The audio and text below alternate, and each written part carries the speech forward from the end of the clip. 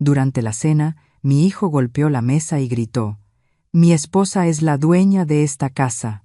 Mamá, váyase de aquí de inmediato». Mi nuera soltó una sonrisa fría.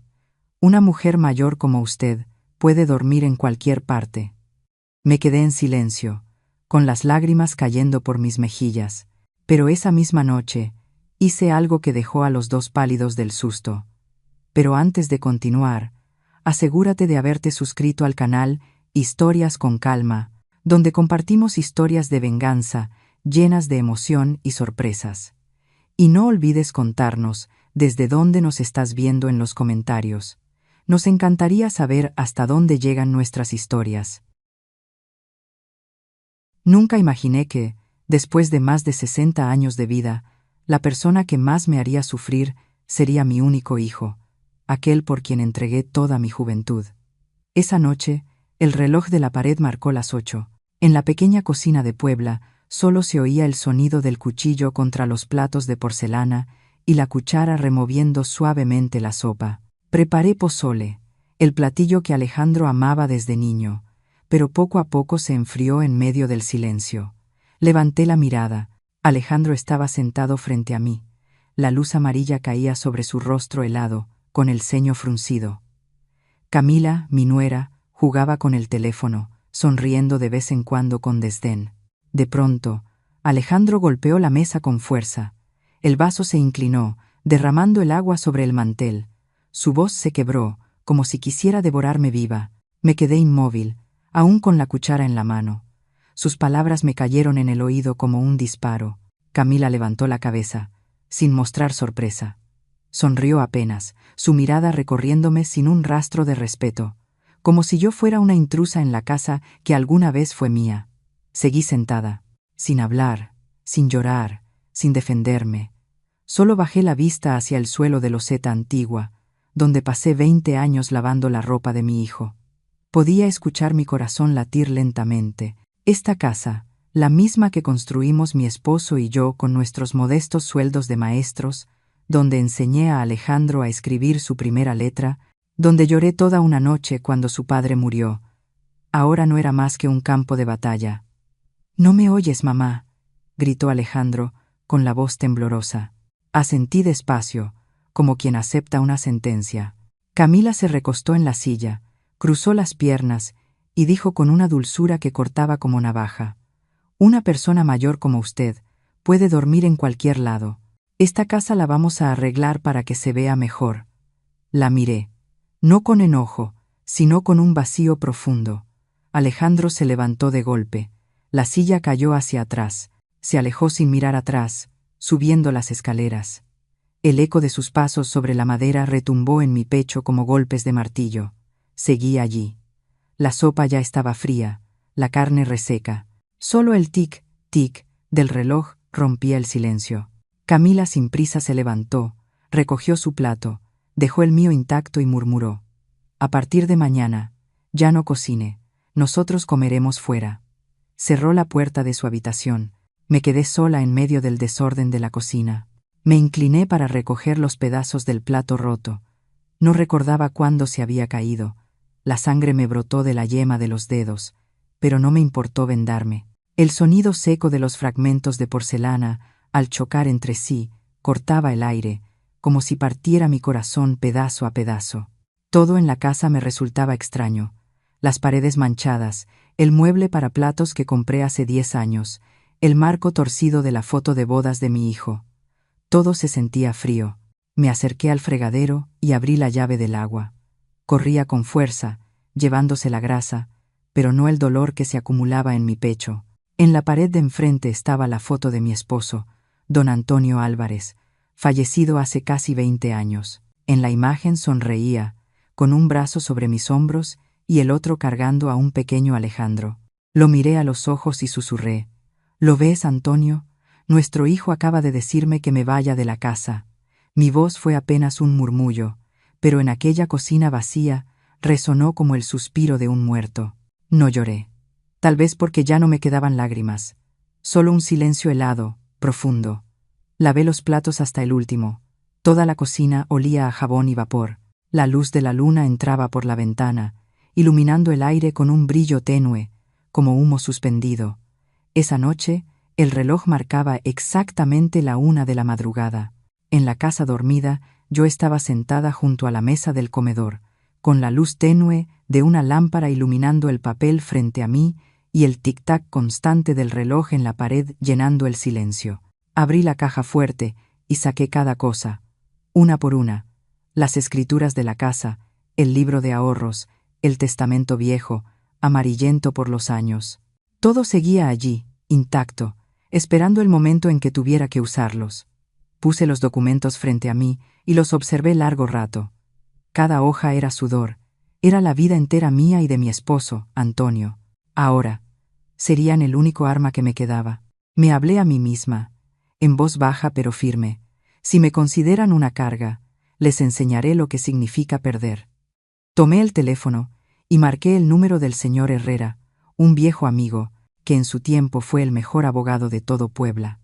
Se había jubilado hacía algunos años y vivía solo en un pequeño departamento cerca del ayuntamiento. La llamada sonó 3 veces antes de que alguien contestara. «María, si me llamas a esta hora, debe ser algo importante, ¿verdad?». Su voz era grave, algo ronca, pero cargada de sorpresa. «Necesito verte mañana en la mañana. Es algo que no puede esperar». «¿Qué sucede? ¿Es algo grave?». Miré la pila de documentos frente a mí y respondí con calma: «Tengo que proteger la casa de Antonio y mía». Hubo un breve silencio. Luego él preguntó: «¿Aún conservas los papeles de la propiedad?».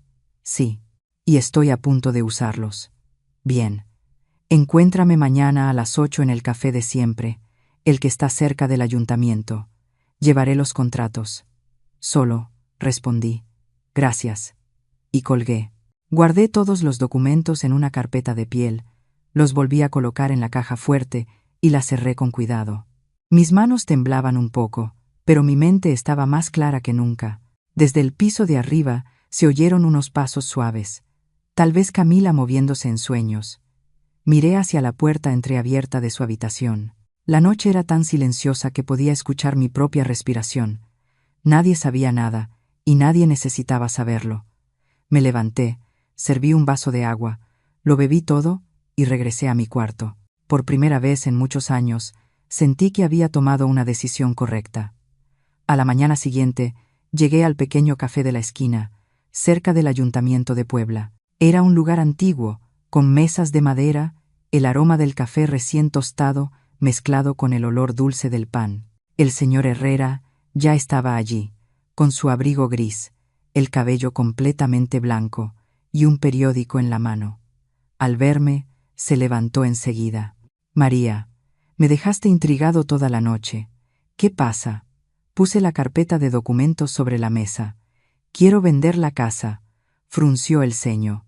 «¿Quieres vender esa casa, la misma por la que tú y Antonio trabajaron toda la vida?». Asentí, con la voz firme. «Sí, quiero transferirla a alguien de confianza, a nombre de Lucía Ortega, de forma temporal». Él me miró con atención, analizando cada palabra. «¿Lucía, la viuda que vive al principio de la calle?». «Sí. Es una mujer buena. Puedo confiar en ella». Saqué otro paquete de papeles. «Además, quiero crear un fideicomiso. Quiero que todo el dinero de la venta de la casa, junto con mis ahorros, pase a nombre de mi nieta, Sofía. Tiene apenas 5 años. Yo seré su tutora legal hasta que cumpla 21 años». El señor Herrera guardó silencio unos segundos, dejó el periódico sobre la mesa y preguntó: «¿Piensas entregar todo tu patrimonio? ¿Y tú, qué harás?». «No necesito quedarme con nada, solo quiero que ellos no puedan recuperar nada de esto». «María, ¿entiendes lo que esto significa? No tendrás nada a tu nombre. Una vez que firmes, no habrá vuelta atrás». Lo miré directamente a los ojos y respondí despacio: «Ya he perdido demasiado. Solo me queda una cosa: la justicia. Eso es lo que necesito, no los bienes». El señor Herrera suspiró, sacó una pluma de su bolsillo y dijo: «De acuerdo, prepararé todo, pero necesito un testigo legal, alguien confiable». «Lucía será la testigo. Ya hablé con ella».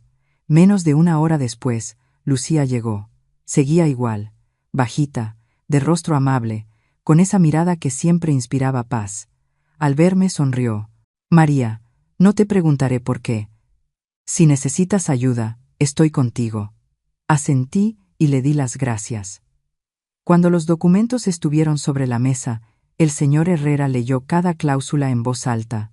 Transferencia de la propiedad ubicada en Calle del Sol, Puebla. Todo el dinero obtenido será depositado en la cuenta del fideicomiso a nombre de Sofía Ramírez Álvarez, tutora legal. María Álvarez. Cada palabra sonaba clara, cortante, como un filo que rompía el último lazo que me unía a esa casa. El señor Herrera empujó los papeles hacia mí. Firma. Pero dime una última vez, ¿estás segura? Respiré hondo, tomé la pluma. La punta tembló un poco, pero mi mano no se detuvo. Escribí mi nombre completo, letra por letra, con cuidado, como si lo grabara sobre mi propia piel. Cuando terminé, solté la pluma y me recosté en la silla. Ya no quedaba duda alguna. Lucía puso su mano sobre mi hombro y murmuró: «Estás haciendo lo correcto. Algún día ellos entenderán». Respondí con serenidad: «No necesito que entiendan, solo quiero estar en paz». El señor Herrera recogió los papeles, los selló y los metió en un sobre. «Terminaré los trámites hoy mismo. En la tarde podrás recoger tu copia. Desde ahora, esa casa ya no está a nombre de María Álvarez». Miré el sobre en sus manos y sentí que estaba viendo cerrarse toda mi vida, pero en lugar de tristeza sentí alivio. Al salir del edificio, el sol de Puebla brillaba con fuerza. Levanté la vista hacia el cielo azul, la luz me dio en la cara, haciéndome entrecerrar los ojos. Hacía mucho que no sentía tan claramente que estaba viva, de pie, sin esconderme, sin sufrir. Me dije a mí misma, en voz baja pero firme: «Su juego terminó, ahora empieza el mío». Y seguí caminando, con el sobre bajo el brazo y una decisión que nadie podría revertir. Cada paso sobre la acera sonaba como una afirmación silenciosa. Había perdido una casa, pero me había encontrado a mí misma. Regresé a casa justo después de salir del ayuntamiento. Al abrir la puerta, me recibió el olor de la comida fría de la noche anterior, mezclado con el aroma del barniz nuevo. Dejé el bolso sobre la mesa, me lavé las manos y comencé a preparar la cena como todos los días, sin prisa, sin pausa. Puse 3 platos sobre la mesa, uno para Alejandro, uno para Camila y uno para mí. El mole poblano hervía suavemente en la estufa. El cacao se mezclaba con el chile seco, ese aroma que cualquiera en Puebla reconocería al instante como el de su tierra. Camila bajó las escaleras con una mirada cautelosa. «Mamá no está enojada con nosotros, ¿verdad?». Sin levantar la vista del guiso respondí: «No estoy enojada. Los que se enojan todavía se preocupan». Se quedó callada unos segundos, luego sacó el teléfono y empezó a teclear, sin saber qué decir. Alejandro llegó poco después, se quitó el abrigo y preguntó con voz seca: «¿Hay comida?». «Sí», respondí. Nadie dijo nada más. La cena transcurrió en silencio, solo el sonido de las cucharas chocando con los platos rompía el aire. Esa casa, que alguna vez fue cálida y llena de risas, ahora estaba helada. Noté que habían cambiado las cortinas. Las de encaje blanco que tanto me gustaban fueron reemplazadas por unas gruesas, color gris. La foto mía con Antonio, que colgaba en la sala, había desaparecido. En su lugar, Camila colgó un cuadro de flores falsas que, según ella, era más moderno. Mi habitación, la del fondo del pasillo, estaba ahora llena de cajas. Le dijo a los vecinos que estaba reacomodando para que todo se viera más ordenado. Yo no dije nada. Solo me mudé al cuartito junto a la cocina. Alejandro a veces llegaba tarde. Cuando le preguntaba: «¿Ya comiste?», él respondía de manera cortante: «Sí», y se encerraba en su cuarto, evitando mirarme. Sabía que tenía algo atorado en el alma, pero yo ya no pensaba ayudarlo a desenredarlo. Cada quien debe pagar el precio de sus propias decisiones. Una noche, mientras doblaba la ropa, escuché a Camila hablando en voz baja con su marido en la sala. Su tono era suave, pero cada palabra llegaba clara. «¿Estás seguro de que tu mamá no escondió dinero en algún lado?». La he visto cuidando mucho esa caja fuerte. No seas desconfiada, Camila, gruñó Alejandro, aunque su voz sonaba insegura. Mamá no tiene tanto como para esconder algo. Eres muy ingenuo. Los viejos siempre guardan algo, por si acaso. No quiero que nos vea la cara. Oí cada palabra a través de la puerta entreabierta. No sentí rabia, solo un suspiro se me escapó. Un pensamiento frío cruzó mi mente. Si quieren buscar, que busquen. A ver qué encuentran. Esa noche, cuando subieron a su habitación, abrí mi armario y saqué una bolsa de tela pequeña. Guardé con cuidado lo necesario: un par de mudas de ropa, algo de dinero en efectivo, mi libreta médica y el rosario de madera de Antonio. Todo lo envolví en un pañuelo. Abrí el cajón del escritorio y dejé un sobre sellado. Dentro estaba la copia del contrato firmado, sin abrir. Afuera escribí: si necesitan respuestas, ábranlo cuando ya no les quede nada. Llamé al señor Herrera. Herrera, necesito que guarde el certificado en su caja fuerte, por precaución. Él respondió breve: tráigalo, lo mantendré seguro. ¿Todo sigue según el plan? Sí, dije. Solo necesito un poco más de tiempo. ¿Y cuándo piensa decirles? No voy a decirles nada, que lo descubran solos. Después de colgar, guardé el teléfono, apagué la luz y me senté en la oscuridad. Desde la sala se oía el televisor, las risas de Camila y la voz de Alejandro diciendo algo antes de que ambos rieran. Escuché sin moverme, sin saber qué veían, pero cada carcajada me atravesaba los oídos como agujas. Miré por la ventana. La luna, tenue, bañaba el patio. Las sombras de los árboles se alargaban sobre la pared. Pensé en Sofía, mi nieta de 5 años, tan inocente, aún sin entender nada. El silencio volvió a llenar la habitación. Cayó la noche. La casa seguía iluminada. Escuché sus voces arriba, cada vez más bajas, hasta que todo quedó en calma. Abrí el armario, saqué mi maleta pequeña y comencé a empacar. Cada prenda la doblé con cuidado, sin olvidar lo necesario: documentos, medicinas, algunas cosas personales. Sobre la mesa estaba el reloj de Antonio, el único objeto que me dejó.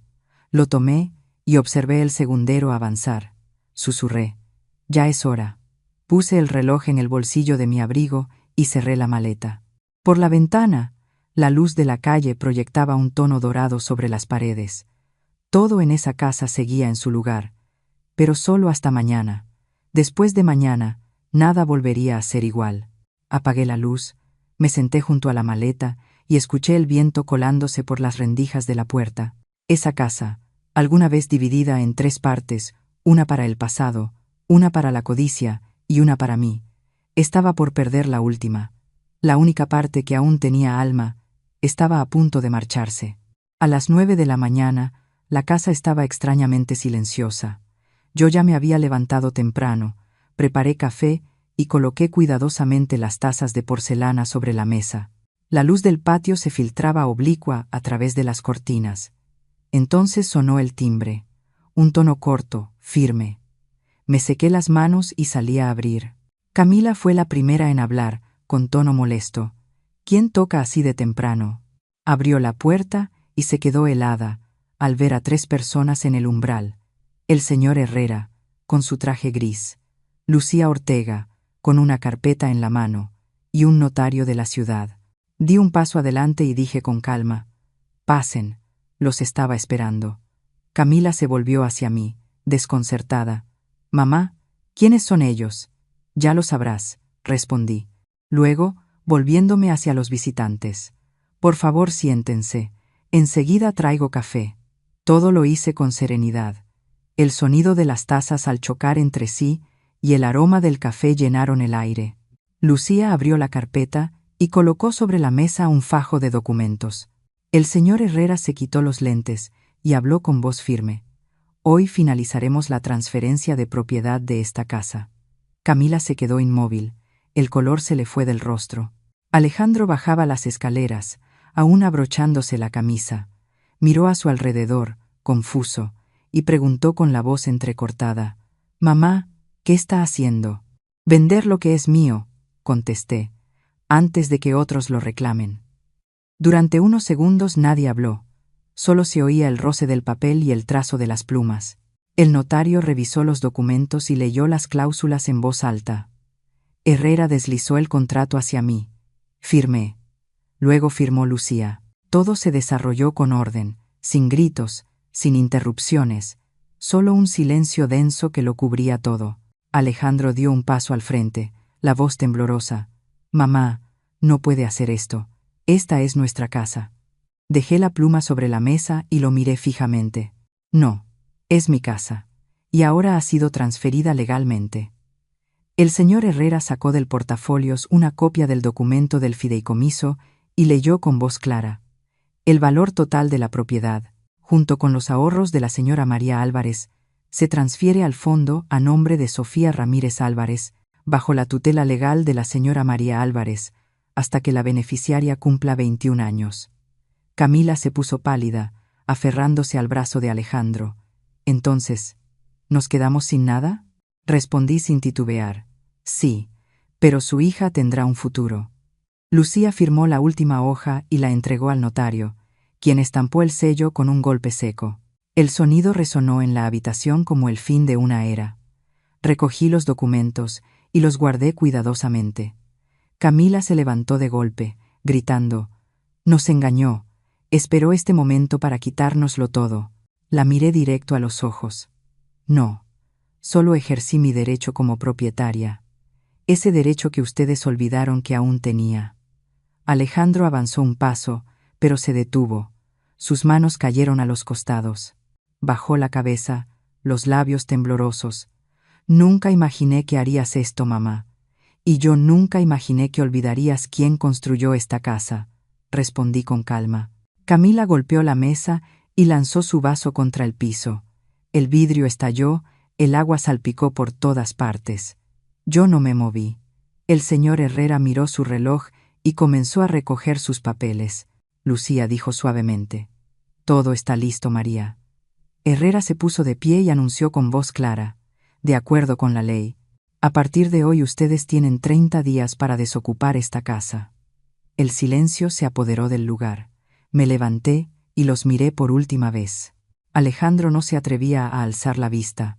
Camila retrocedía hacia las escaleras, murmurando cosas ininteligibles. Hablé despacio, pero con firmeza. «Alguna vez les di todo.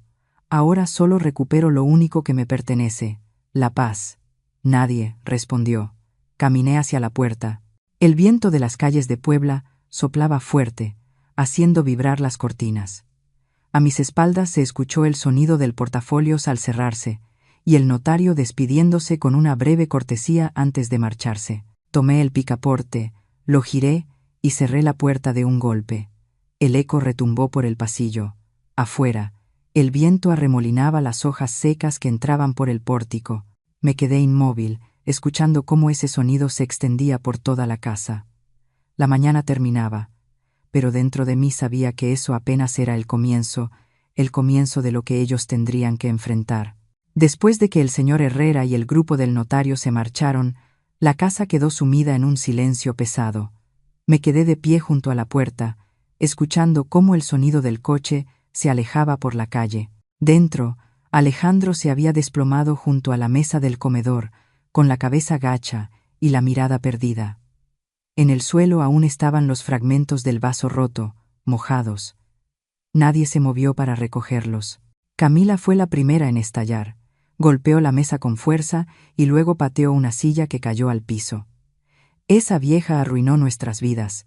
Todo lo que hicimos, todo nuestro esfuerzo, ahora no vale nada». El ruido de los objetos cayendo, las sillas golpeando el suelo y los cuadros desprendiéndose de la pared llenó la casa. Yo no respondí. Solo observé la habitación, ese lugar que acababa de presenciar la transferencia de la casa, y caminé hacia mi cuarto. A través de la ventana vi a algunos vecinos reunidos al final de la calle, mirando hacia aquí. Alguien murmuró: «La señora María por fin tomó cartas en el asunto». Abrí el armario y saqué mi vieja maleta.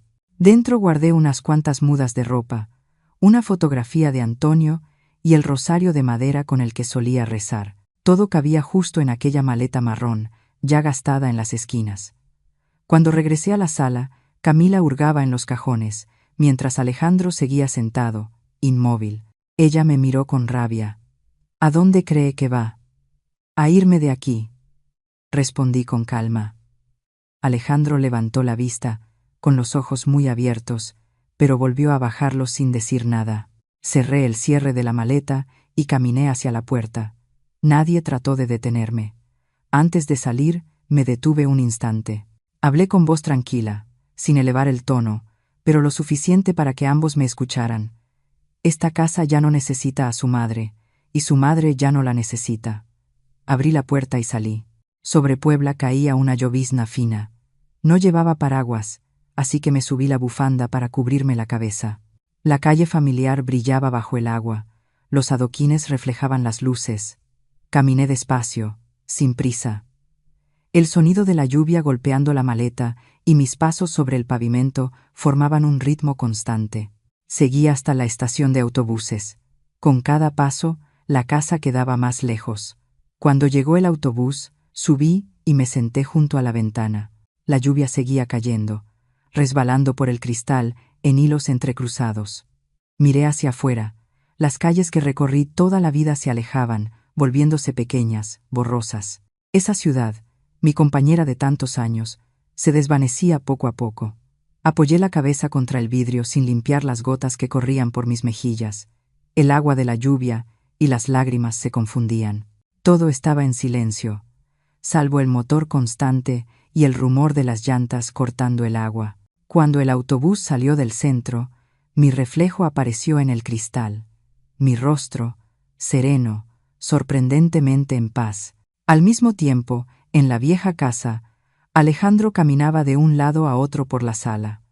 Tenía el teléfono en la mano, llamando una y otra vez. Sentí el zumbido en mi bolso, pero no tenía intención de contestar.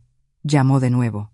Y otra vez, hasta que apagué el teléfono. En su habitación, Camila seguía haciendo ruido, abriendo cajones, tirando papeles, revolviendo todo. Decía con voz tensa por el teléfono: «Tenemos que demandarla. No podemos dejar que nos quite todo así». Llamó a la oficina del señor Herrera. Él, sentado detrás de su escritorio, respondió con su tono seco y acostumbrado: «Todos los trámites son legales, señorita. Nadie le ha quitado nada a nadie». Camila guardó silencio unos segundos, luego gritó: «Eso no puede ser cierto». El señor Herrera solo añadió: «Le sugiero leer la ley antes de seguir discutiendo». Y colgó. Por la tarde Camila hizo su maleta, aventando la ropa sin orden. Salió sin mirar atrás. Alejandro, desde la puerta, le gritó: «¿A dónde vas?» «A cualquier parte». «Aquí ya no queda nada», contestó, con una voz fría. La puerta se cerró de golpe. Se oyó el motor de su coche arrancar, alejándose hasta desaparecer. Cuando cayó la noche, la casa quedó solo con Alejandro. Se sentó en medio de la sala, mirando alrededor. La pared blanca donde antes colgaba la foto familiar estaba vacía, con los ganchos oxidados aún marcando su lugar. La silla donde yo solía tejer había sido arrinconada. El piso, salpicado de gotas de lluvia que se filtraban por la ventana mal cerrada, brillaba bajo la poca luz. Yo ya no estaba allí, pero podía imaginarlo con claridad. Alejandro, solo, mirando el vacío, comprendiendo al fin que no le quedaba nada a qué aferrarse. La casa que alguna vez fue orgullo, ahora era solo una cáscara hueca. El autobús se detuvo en la siguiente parada. Levanté la vista y miré por la ventana. El cielo seguía gris, la lluvia sin cesar. Me subí la bufanda un poco más y esperé a que el autobús siguiera su camino. Detrás de mí, el pasado acababa de cerrarse, silencioso, pesado y sin posibilidad de retorno. No mucho después, llegué a Veracruz. La ciudad costera me recibió con un sol dorado y el sonido constante de las olas rompiendo suavemente en la orilla. Bajé del autobús con mi vieja maleta en mano y caminé por la avenida que llevaba al mar. Alquilé una habitación pequeña en la casa de madera de doña Esperanza, una mujer amable, viuda, que vivía sola y disfrutaba contando historias de su juventud. La habitación tenía una ventana que daba al mar. Era luminosa, ventilada y quedaba cerca de la escuelita rural donde me habían recomendado para enseñar como voluntaria. Durante los primeros días, me acostumbré poco a poco al ritmo de vida del lugar. Por las mañanas caminaba hasta la escuela, donde las paredes estaban gastadas y las risas de los niños llenaban el patio. Les enseñaba a leer, a escribir, a contar. Eran tímidos, pero cuando reían, su alegría era pura. Al mediodía, tendía mi ropa en el patio mientras escuchaba el murmullo de las olas mezclado con el viento. Por las noches me sentaba junto a la ventana, leyendo unas páginas de los libros viejos que doña Esperanza me prestaba. Cada día transcurría igual, tranquilo, sin gritos, sin el ruido de puertas que se cerraban de golpe, como en los días de Puebla. Mi salud mejoró, dormía bien, comía con gusto, y ya no despertaba cansada. Una mañana, durante la clase, un niño pequeño llamado Luisito se levantó y me preguntó directamente: «Maestra, ¿por qué vive sola?». Toda la clase estalló en risas, y yo solo respondí: «Porque a veces estar sola es la única manera de estar en paz». Luisito asintió, sin entender del todo, y siguió copiando en su cuaderno. Por las tardes solía sentarme con doña Esperanza en el porche. Mientras deshojábamos verduras, ella contaba anécdotas. Decía: «La gente de Veracruz no se enoja por mucho tiempo, porque el coraje quita el sabor salado del mar». Yo sonreía, sin decir nada. A veces el padre Rafael, el sacerdote anciano de la iglesia del pueblo, venía de visita. Traía pan o dulces y decía: «He oído que enseña a los niños. Hace un bien grande». Luego añadía con voz grave: «Perdonar no es olvidar, es dejar de permitir que la herida te dirija». No respondí, pero aquella frase me acompañó por días. 3 días después, el señor Herrera llegó con Sofía. La niña bajó del coche y corrió hacia mí, abrazándome fuerte. Su cabello olía a sol y a sal. Le acaricié el pelo. Estaba más alta, su voz más firme, más clara. Caminamos juntas por la orilla. Las olas blancas se rompían una tras otra, y el sol resplandecía sobre el agua. Sofía caminaba pegada a mí. De vez en cuando se agachaba para recoger conchas. Después de un rato, preguntó: «Abuela, ¿por qué ya no vive con mi papá?». Miré hacia el mar y respondí con calma: «Porque quiero que tengas un hogar libre de mentiras». La niña levantó la cabeza. Quizá no entendió del todo, pero asintió y me tomó la mano con fuerza. Seguimos caminando, escuchando los gritos de las gaviotas. Sofía recogió otra concha y me la ofreció. «Guárdela para que la recuerde». La tomé y la guardé en el bolsillo. Las olas alcanzaban el borde de mi falda. Nos sentamos sobre una roca grande. Sofía abrió su mochila y sacó una cajita. «Hice pan de elote. Lo horneé yo. Papá dijo que a usted le gusta». Asentí y probé un pedazo. El sabor era sencillo, un poco quemado pero cálido. Comí despacio mientras ella me contaba sobre la escuela, sus amigos, sus clases de música y dibujo. En la escuela, una maestra dice que al escribir hay que hacerlo con la verdad. Creo que a usted le caería bien. Me gustan las personas que enseñan con verdad y viven con verdad». Sofía me miró y dijo: «Papá habla mucho de usted. Dice que antes fue muy tonto, pero que usted nunca lo abandonó. ¿Es verdad?». «Así fue, querida. Pero fue un error. Tuve que soltarlo para que de verdad aprendiera a ser adulto». La niña bajó la mirada y murmuró: «Entiendo un poco, pero creo que usted tenía razón». Asentí y señalé el mar. Las olas retroceden para poder volver más fuertes. Así somos las personas. Permaneció callada un instante y luego susurró: «¿Todavía está enojada con mi papá?». «¿Enojada? ¿Para qué sirve? Cada quien tiene solo una vida para corregir sus errores, no 2». Sofía sonrió. «Usted es como el mar, lejana, pero no fría». «El mar no es frío», le respondí. «Solo los que no se atreven a entrar lo sienten así». Nos quedamos un rato en silencio. Sofía sacó un cuaderno de su mochila y me lo mostró. «Le escribo cartas todas las semanas, pero no las he enviado». Lo abrí. Las letras cuidadas decían: «Abuela, hoy saqué un 10. Abuela, papá me enseñó a arreglar la bicicleta». «Abuela, la extraño». Leí despacio, una por una, y al cerrar el cuaderno le dije: «Sigue escribiendo.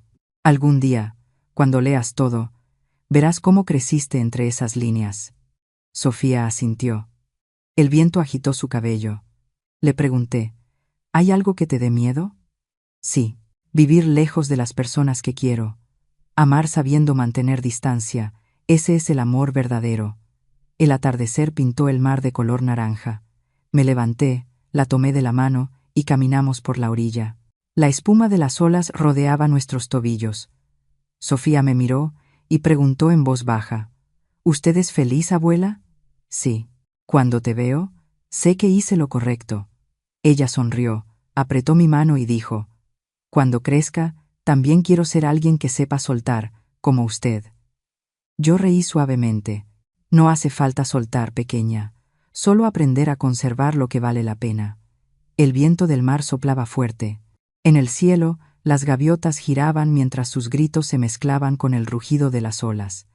Me incliné hacia Sofía y le dije: «¿Sabes? Cada concha fue alguna vez un ser vivo. El mar las rompe y luego las devuelve a la orilla. Así somos nosotros.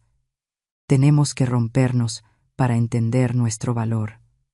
Sofía guardó silencio, miró la arena y recogió otra concha. La puso en mi mano y dijo: «Guárdela también, así ya tiene las dos». La tomé y sonreí. Regresamos caminando por el sendero de arena. El sol se escondía detrás de nosotras, dejando sobre el agua las últimas franjas de luz. Supe, en ese momento, que esa conversación quedaría en la memoria de la niña por mucho tiempo, como la concha que sostenía en mi mano. Sencilla, desnuda, pero el único regalo que el mar había decidido devolverle a la orilla. Cuando Herrera llevó a Sofía de vuelta a Puebla, me quedé de pie mirando cómo el pequeño coche desaparecía por la carretera junto al mar. Me giré. El viento alborotó mi cabello gris. El mar frente a mí seguía azul, las olas constantes. Respiré hondo.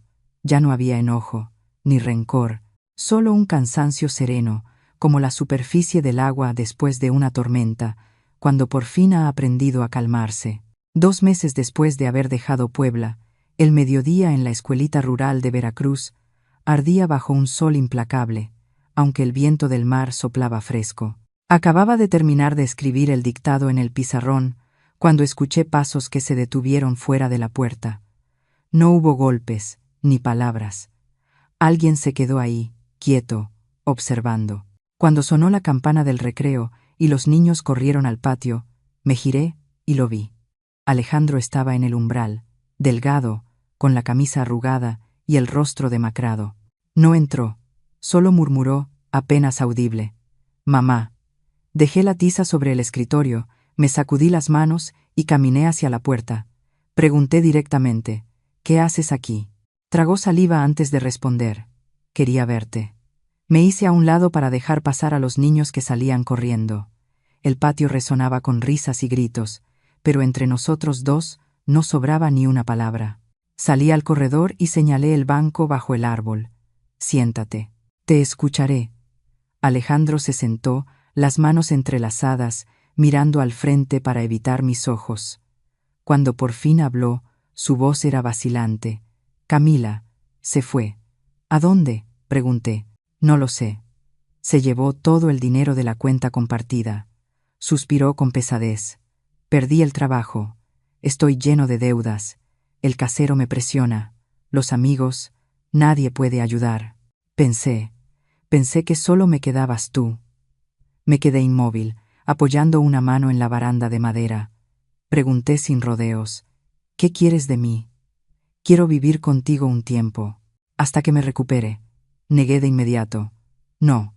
Levantó la vista, los ojos rojos, húmedos. «¿Por qué, mamá? Soy tu hijo. Esa casa le pertenece a Sofía, no a ti, y yo no tengo otro lugar al que llevarte». Guardó silencio. El viento del mar entró por la puerta del aula, moviendo los papeles clavados en el pizarrón. Dije despacio, con voz firme: «Todo ya está hecho. Tú conoces la ley». Alejandro bajó la cabeza, los hombros hundidos. Habló en voz baja: «Sé que fallé, mamá. Solo quiero tu perdón. Me equivoqué. No te protegí». Dejé que otros decidieran por mí. Perdóname. Lo miré sin cambiar el tono. Perdonar es cosa de Dios, no mía. Tú todavía no has aprendido la lección. Apreté los labios al verlo temblar de las manos. Desvió la mirada y murmuró: Lo entiendo, pero ya no tengo a nadie. Abrí mi bolso de tela, el que llevaba cada día a la escuela, y saqué un cuaderno viejo, de tapas oscuras y esquinas gastadas. Se lo extendí. Toma. Lo recibió con ambas manos. Lo abrió.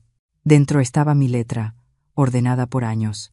Los pagos del jardín de niños, los libros de primaria, las medicinas cuando tuvo fiebre, los meses de renta, los uniformes, el pasaje del autobús, el dentista, los almuerzos, el internado, el curso de oficio, cada gasto, uno por uno. Al final de cada página, una nota, pagado y la fecha. Él pasó varias hojas, la voz temblorosa. ¿Anotaste todo? Hay cosas que si no se escriben, la gente cree que aparecieron solas. Me enderecé y añadí lentamente: No te estoy cobrando nada. Solo quiero que entiendas. El amor también es una deuda, y no todos pueden pagarla. Alejandro cerró el cuaderno y lo apretó contra el pecho. No dijo nada. Después de un rato, lo dejó sobre sus piernas y se cubrió la cara con las manos. Los hombros le temblaban. Su respiración era entrecortada. Yo no lo toqué. Los niños pasaron corriendo. Algunos saludaron. La campana del final del recreo estaba por sonar.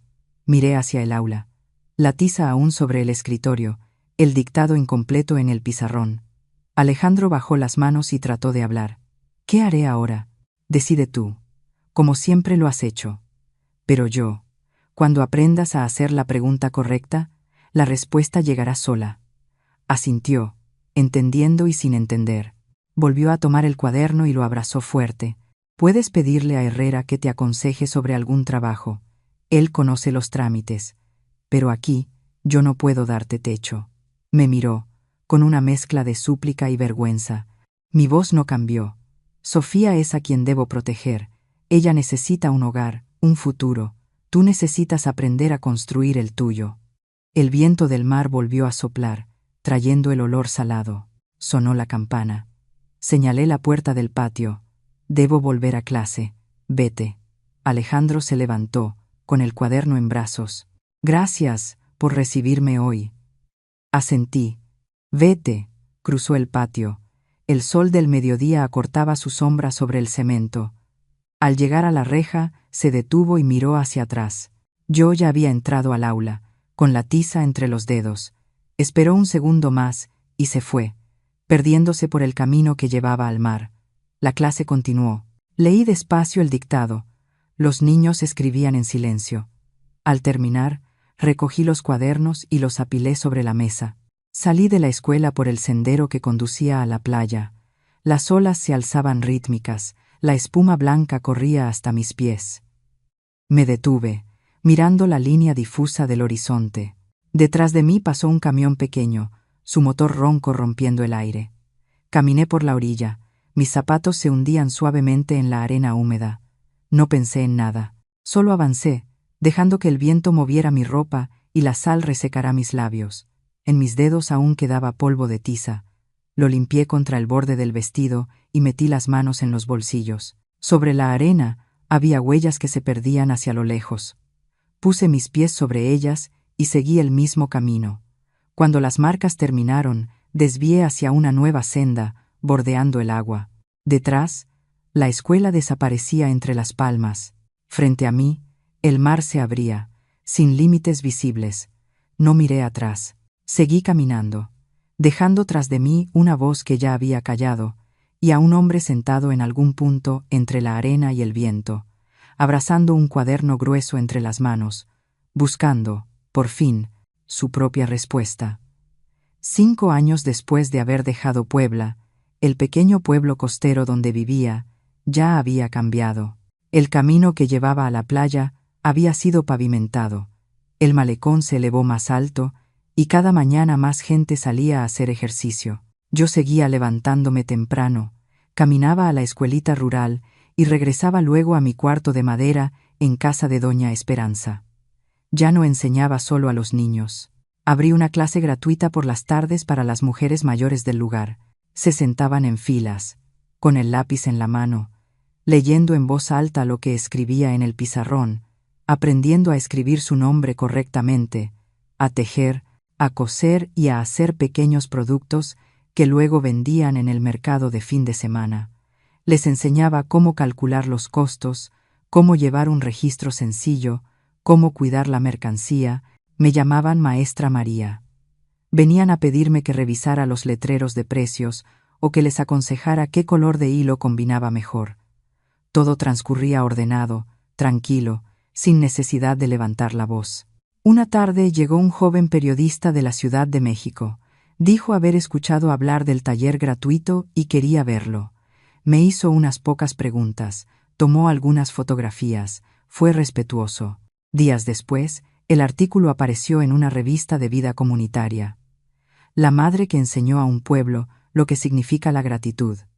Lo leí, relataba con precisión lo que hacíamos: enseñar a leer y escribir, a elaborar artesanías y a venderlas por cuenta propia. Al final decía: cuando una madre decide levantarse, toda una comunidad se eleva con ella. Doblé el periódico y lo guardé en el cajón. Al día siguiente, el aula estaba un poco más llena. Las mujeres decían: bonito artículo, maestra. Yo respondía: sigamos con la clase, como siempre. Sofía ya tenía 11 años y vivía en Puebla con su padre. Me escribía cada fin de mes. Sus cartas hablaban de exámenes, de amigas, de las lluvias en Puebla. Su letra era limpia, firme, sin errores. En una de ellas, leí una frase: papá dice que usted es la persona más fuerte que he conocido. Dejé la carta sobre la mesa y la leí varias veces. No contesté enseguida. Esa tarde di clase. Regresé, preparé té y me senté junto a la ventana para leerla otra vez. Luego la guardé en una funda plástica junto con las anteriores. Sabía que esas palabras no eran de Sofía, sino el mensaje de Alejandro transmitido por medio de su hija. No hice comentario alguno, pero comprendí lo esencial. Finalmente, él había entendido. Alejandro casi no se comunicaba. Cuando lo hacía, eran mensajes breves, acompañados de documentos sobre el fondo educativo de Sofía. Un día, el señor Herrera me envió unas copias y una nota. Alejandro estaba depositando puntualmente, sin fallar. Lo llamé y me explicó. Abrió un pequeño taller mecánico. Trabaja desde el amanecer hasta la noche, vive con austeridad. Casi todo lo que gana extra se lo envía a su hija. Solo respondí: ya lo sé. Esa noche en mi cuaderno de registros anoté: revisar fondo de Sofía. Estable. Meses después recibí un sobre delgado. Dentro había una fotografía. Sofía de pie sobre el escenario de la escuela, sosteniendo un diploma y con una medalla colgada al cuello. La luz le daba de frente y su rostro brillaba. Detrás, Alejandro había escrito: gracias, mamá, por devolverme la luz en la vida. Leí despacio, observé su letra, firme, sin temblores, sin tachaduras. Puse la foto en un marco de madera y la coloqué en el estante junto a mis libros. Al día siguiente, cuando las mujeres del taller llegaron, una preguntó: «¿Es su nieta, verdad?» «Sí», respondí. «Le gusta estudiar». Y enseguida retomé la lección: cómo calcular un interés básico y cómo sumar y restar al vender dos tipos distintos de bufandas. El grupo crecía. Algunas mujeres llegaban porque habían leído el artículo, otras porque una amiga las invitaba. Mantenía el horario estricto. Por la tarde aprendíamos letras, por la noche, oficios. Los fines de semana llevábamos las artesanías al mercado: bufandas de lana, bolsitas, portavasos, monederos. Yo me quedaba al fondo, dejándolas negociar. Si cometían errores, les recordaba: anótenlo, no confíen en la memoria. Al final del día contábamos el dinero y repartíamos lo justo según lo vendido. Nadie discutía. Con el tiempo ganaron seguridad. Cada semana alguna regresaba a casa con unas monedas propias, comprando por sí misma lo que antes debía pedir. El joven periodista regresó una vez más. Dijo que su nota se había compartido mucho y me preguntó si quería ampliar el proyecto, buscar apoyo o hacerlo más grande. Le respondí, déjelo así, en su justa medida, que la gente venga, aprenda y luego camine sola. Él sonrió, asintió y se fue. Yo no volví a pensar en el asunto. Una noche revisaba los papeles del taller, marcando lo que hacía falta completar. Abrí el correo. Había una carta de Sofía. Contaba sobre la clase de deportes y un texto que escribió sobre el mar. La maestra le puso la nota más alta porque dijo, parecía escrito por alguien que ha vivido allí. Al final añadía, cuando vuelva, lléveme al sitio de las rocas, quiero recoger más conchas. Tomé la pluma y respondí, de acuerdo. En las vacaciones pídele a tu papá que te traiga. Haré tu comida favorita. Dejé la pluma, me recosté en la silla y pensé, todo lo que he hecho no fue por castigar a nadie. Cada paso desde Puebla hasta Veracruz, cada firma, cada clase abierta, todo fue para liberarme de una casa que perdió su sentido, liberar a mi hijo de la sombra de la dependencia, liberar a mi nieta de los conflictos que no terminaban nunca. Cuando cada uno ocupa su lugar, todo encuentra su calma. Esa noche fui a la pequeña iglesia al final de la calle. No había mucha gente, la luz amarilla bastaba. Encendí una vela y la coloqué frente a la imagen del santo. No dije mucho. Recé por mi hijo, que su trabajo prospere, que mantenga la fuerza, que cuide de su niña. Recé por Camila, que siga el camino que eligió, sin volver para causar más daño. Y recé por mí, enseñar a cuantos pueda, mientras tenga fuerzas para hacerlo. Me quedé un momento, en silencio, y luego salí. Afuera, el mar respiraba parejo, el viento nocturno traía su sabor salado. Cerré la puerta de mi cuarto, apagué la luz, y supe que un ciclo de mi vida acababa de cerrarse, en paz, como debía ser. El atardecer en Veracruz se deslizaba suave sobre el agua. Yo tenía ya más de 70 años, el cabello completamente blanco, los pasos lentos pero la espalda aún erguida cuando salía al porche a regar las plantas. La vieja casa de madera había sido pintada durante la temporada de lluvias anterior, de un color amarillo pálido. En el porche colgaban mis macetas de bugambilias rosadas, cuyas flores el viento hacía rozar contra el marco de la ventana. Me lavé las manos, serví café y me senté en la silla de madera de siempre, mirando cómo el sol descendía detrás de las palmeras. Se escuchó un golpe en la puerta. Me levanté y abrí. Sofía entró al patio, más alta que la última vez, con una mochila de tela y una sonrisa que casi no podía contener. Ahora era estudiante universitaria, caminaba con paso firme y los ojos llenos de luz. Me abrazó con fuerza y dijo de un tirón, «Abuela, tengo una sorpresa. Compré la casa de Puebla, ahora será nuestra». La miré fijamente a los ojos, queriendo asegurarme de haber oído bien. Pregunté, «¿Hiciste tú los trámites?» «Sí. Pedí a un abogado que revisara los documentos. Todo está en regla. El dueño quiso vender. Usé mis becas, mis ahorros. Papá aportó una parte, y el resto fue un préstamo del banco para estudiantes con aval». Guardé silencio un momento, y solo respondí, «Entonces la casa está, por fin, en manos de quien la merece». Sofía asintió y me abrazó otra vez. Le di unas palmaditas en el hombro, sin añadir palabra. Dentro, el agua del hervidor empezaba a silbar. Serví una taza para ella y la coloqué sobre la mesa. Nos sentamos en el porche. Sofía abrió su bolso, sacó un fajo de papeles y me los acercó. «Son las copias del registro. Ya puse la propiedad a mi nombre. Quiero que las revise para quedarse tranquila». Pasé una a una las hojas, observando los sellos y las firmas. Todo en orden, sin un solo detalle fuera de lugar. Las devolví a su carpeta y le dije, «Guárdalas tú, esto te pertenece».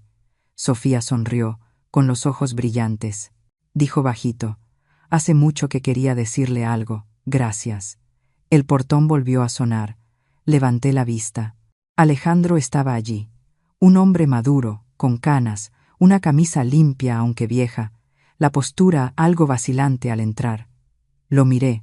No se apresuró, solo habló. «No vengo a pedir nada, Solo quiero decir, gracias. Le hice una seña para que pasara. Cruzó despacio el patio, saludó a Sofía. Ella respondió: «Papá, llegas justo a tiempo». Le estaba contando a la abuela lo de la casa. Alejandro me miró y dijo simplemente: «Todo lo que he logrado hoy fue porque usted me dejó empezar de nuevo. Vengo a agradecerle eso». Le tomé la mano, sin decir nada. Estaba cálida, firme, sin temblores. Le acerqué una silla. Nos sentamos los tres en fila, mirando el cielo que se teñía de naranja oscuro. El viento movía las hojas y traía el olor del mar hasta el umbral. Un rato después, Sofía sacó una fotografía del bolsillo. La fachada de la casa de Puebla, con la puerta de madera recién pintada, la cerca blanca y 2 macetas de cactus en la ventana. Me la mostró. «Cuando quiera ir a verla, la llevo. No hay prisa. La casa la espera». Asentí. «Cuando tengas tiempo, iremos». Alejandro observó la foto, la dejó sobre la mesa y se sentó erguido. No pidió nada, no preguntó por una parte. Solo se quedó ahí, tranquilo, como quien presencia el final de una historia y acepta su desenlace. La oscuridad fue cayendo. Llevé la cafetera y serví una nueva ronda. Nadie hablaba. Mirábamos cómo el sol desaparecía tras el horizonte.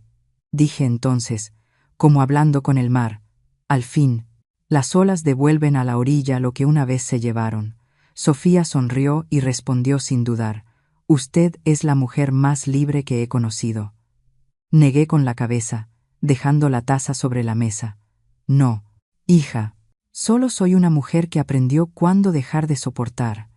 Por la calle pasó un vendedor ambulante empujando su carrito. Las ruedas rechinaron suavemente sobre el cemento. Doña Esperanza, que volvía de misa, cruzó frente al portón y saludó: «Buenas noches, María». «Buenas noches, doña». La vi alejarse detrás de la cerca. Entré en la casa y tomé una vela. La encendí y la coloqué sobre la mesita, junto a la ventana. La llama se mantuvo recta, proyectando un círculo dorado sobre la pared amarilla. Puse la mano para cubrir la vela, cuidando que no se apagara. Cuando la llama se estabilizó, me senté. Sofía se reclinó en su silla, Alejandro cruzó los brazos y respiró hondo. Desde lejos, las campanas de la iglesia sonaron largas. Miré la vela, luego el mar. Las olas rompían con ritmo constante, como un reloj que nunca se atrasa. Soplé suavemente. La llama se extinguió. El humo fino se elevó, se mezcló con el aire salado. Cerré los ojos un instante, y al abrirlos todo seguía igual, como si acabara de cumplir un pequeño rito necesario. Me levanté y dije: «Entren a comer algo. Esta noche hice algo sencillo». Sofía asintió, arremangándose. Alejandro añadió: «Yo pongo la mesa». Entramos. Colocamos platos, doblamos servilletas. Nadie tenía prisa. Nadie disputaba nada. Cada gesto medido, sin palabras sobrantes. Al terminar de cenar, Sofía lavó los platos. Alejandro sacó la basura. Yo limpié la mesa y guardé los paños.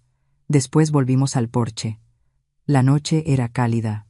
Sofía se sentó a mi lado. «Abuela, mañana regreso a Puebla para entregar más documentos. La próxima semana vengo por usted para ir a ver la casa». «De acuerdo. Hazlo como planeaste», Alejandro dijo. «Iré con Sofía mañana. Quiero asegurarme de que el banco firme todo correctamente, como quieran». Poco después, Sofía se levantó y me abrazó. «Me voy. Mañana vuelvo temprano». Asentí. Se despidió de su padre y salió. Alejandro se quedó unos minutos más. Luego dijo: «Me voy también. Mañana regreso con ella». Lo acompañé hasta el portón. Vi cómo su figura se perdía por la calle oscura. Entré. Apagué el fuego de la estufa. Cerré las ventanas. La luz de la luna caía sobre el suelo como una capa de agua clara. Fui hasta la mesa y coloqué la vela apagada. El viento marino entraba por la ventana, trayendo olor a sal y el sonido lejano de las olas. Me senté, relajando las manos, dejando que mi espalda tocara el respaldo de madera. Ya no había nada que esconder, nadie a quien enfrentar. Todo estaba en su lugar, la vieja casa en manos de quien debía tenerla, la nieta lo bastante fuerte para conservarla, y el hijo con el corazón lo bastante humilde para dar las gracias. Sonreí y cerré los ojos. No para terminar, sino para estar en paz.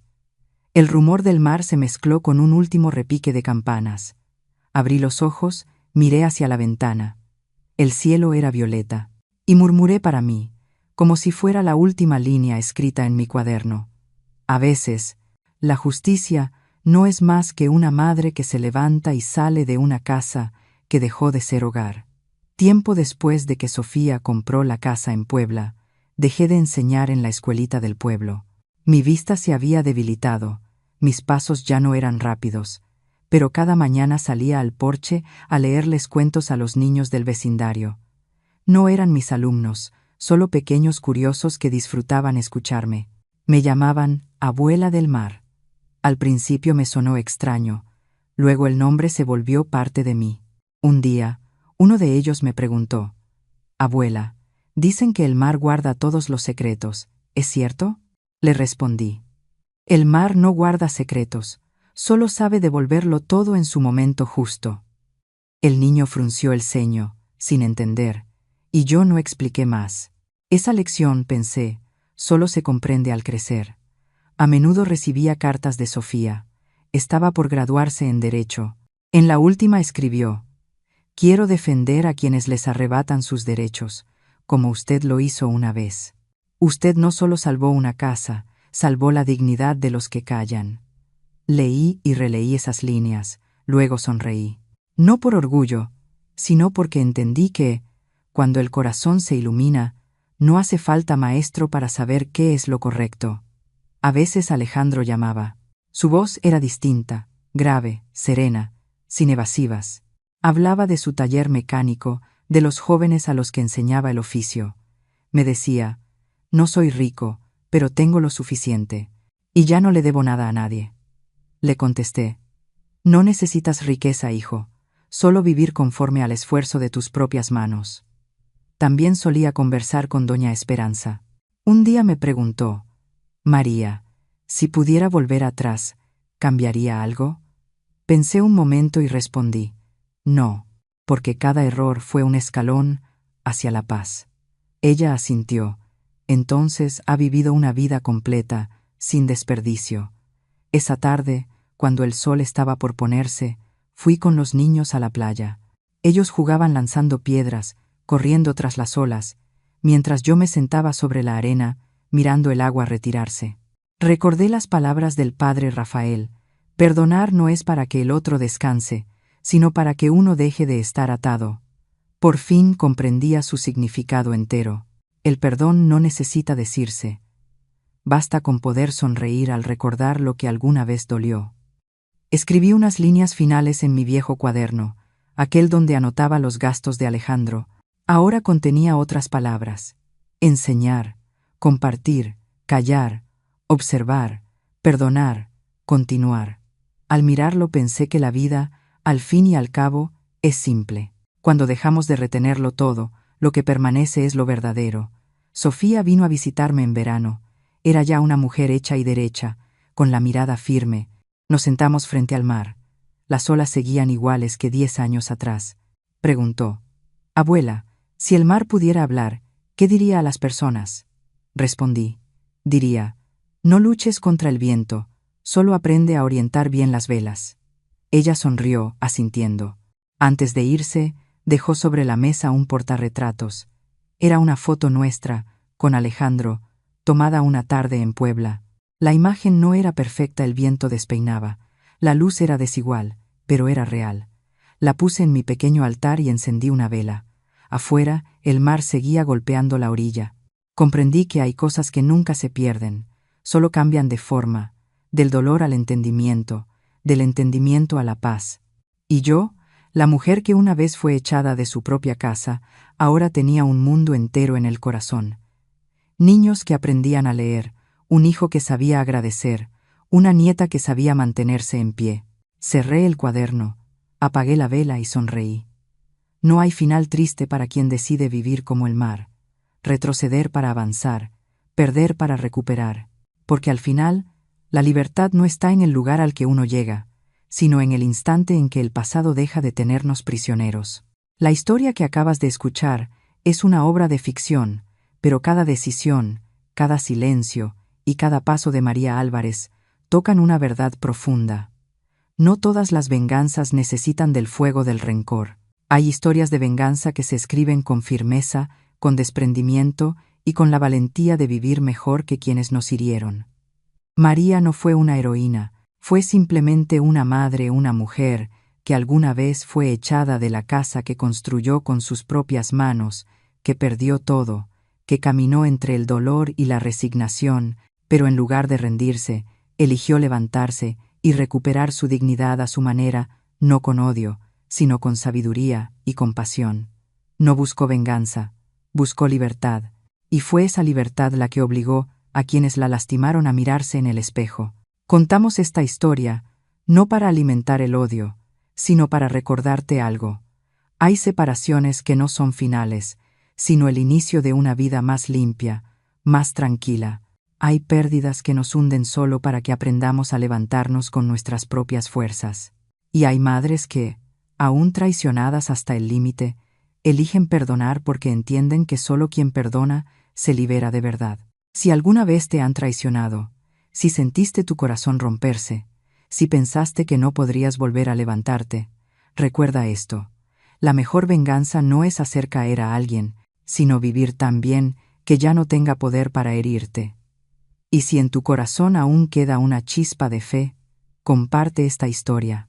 Quizás, en algún lugar, alguien necesita escuchar que en las historias de venganza, el verdadero vencedor no es quien golpea de vuelta, sino quien aprende a seguir adelante y sonreír. Cuando apagues este video, conserva una sola idea. No todas las batallas necesitan ganarse, algunas solo exigen saber cuándo detenerse, y ese ya es el mayor triunfo de la vida. Deja un mensaje en los comentarios para quienes intentan levantarse después del dolor, y no olvides suscribirte a Historias con Calma. Aquí, cada relato es una pequeña llama que calienta el corazón y nos recuerda que, de las cenizas del odio, todavía puede nacer la luz de la bondad.